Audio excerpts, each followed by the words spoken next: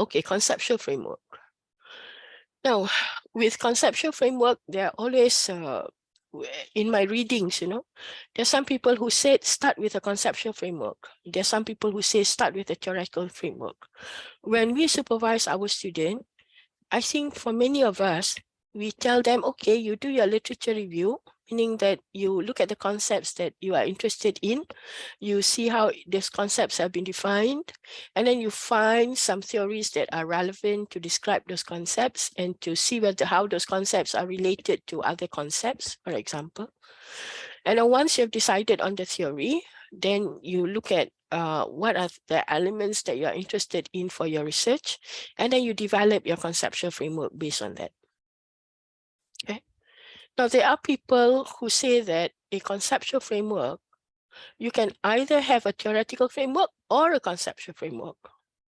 There are some people who say that, you start with a conceptual framework first, and then you come up with a theoretical framework. So I think that depends on what kind of research you're doing. And if I'm not mistaken, for qualitative research, usually you start with some sort of concepts that you're interested in. For example, like you want to look at resilience. All right. So what is resilience? How do you define it? How do you see it? How do you think that it's developed, and so on and so forth? And then based on that conceptual framework that you have, you later, as you collect the data and so on, you then come up with a theory that describes how people develop resilience, for example.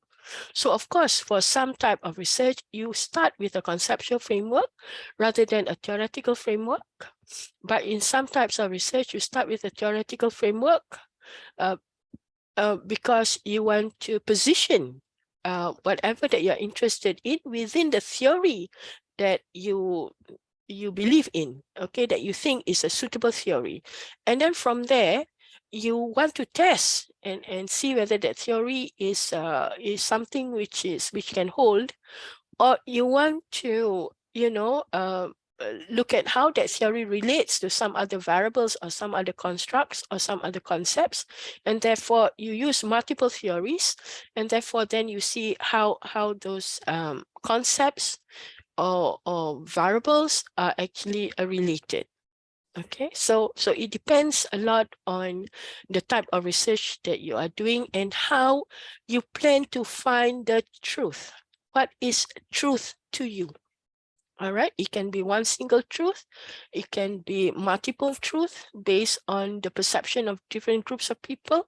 So it actually depends on your research paradigm. Okay, so you see that. All right. So in this example, we have variables, some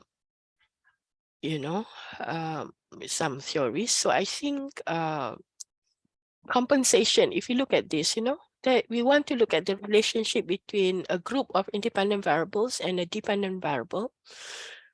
But I think when students look at this, they sometimes, it doesn't click to them that this is a concept. All right, so you have to tell them that, okay, these are, when we want to look at relationship between variables, we are actually looking at the relationship between certain concepts. So what are those concepts? How do we define? So this is why I think, operational definition. Whenever we examine thesis, we find that students don't pay attention on the operational definition.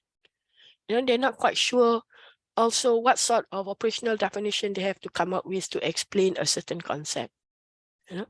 So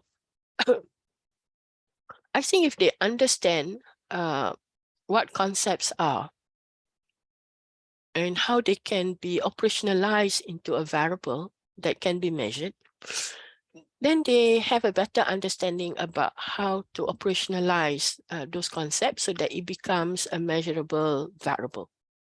All right. So I think we somehow, I don't know about you, but I somehow got through all these things, through trial and error. I stumbled a lot, got to know about it eventually. But I think it would be helpful if we can help our students to understand these things so that they don't make the same mistakes we make and don't spend so much time trying to figure out things, right? So I found this YouTube that I watched. It's very interesting. This person was talking about frameworks and was talking about a theoretical framework and conceptual framework, meaning that you can have either theoretical framework based on some theory that you have to explain certain things. In this example, it's the person said about using the Bourdieu's theory of practice and Vygotsky cultural historical theory to explain how children acquire cultural values.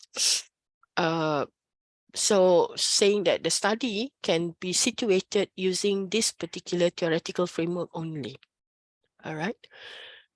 She also explained about a conceptual framework, saying that a conceptual framework uses concepts from multiple theories to create a new framework. Okay. And I think this is something that we normally do, that PhD students normally do. All right. So they review a number of theories and they look at some of the concepts or the variables in those theories that they're interested in. And they combine, you know, some of the concepts from the different theories to create a new framework, because PhD is about novelty. So I think for us, you know, for at least in the Kulia of Education, the people whose thesis I have evaluated, I think we take this point of view that they have concepts that they're interested in, and they look at theories that would explain those concepts. And then they would look at the different concepts that they're interested in, and they try to create a new framework by using multiple theories. And therefore, they formulate their own conceptual framework, which they test, which they use the proper methodology to collect the data and then test that model that they have come up with. Okay, so I think this is something that many of us actually use, rather than just one theoretical framework. Rather than just one theoretical framework, normally it's always a combination. Okay. All right. So this one I think you can read on your own.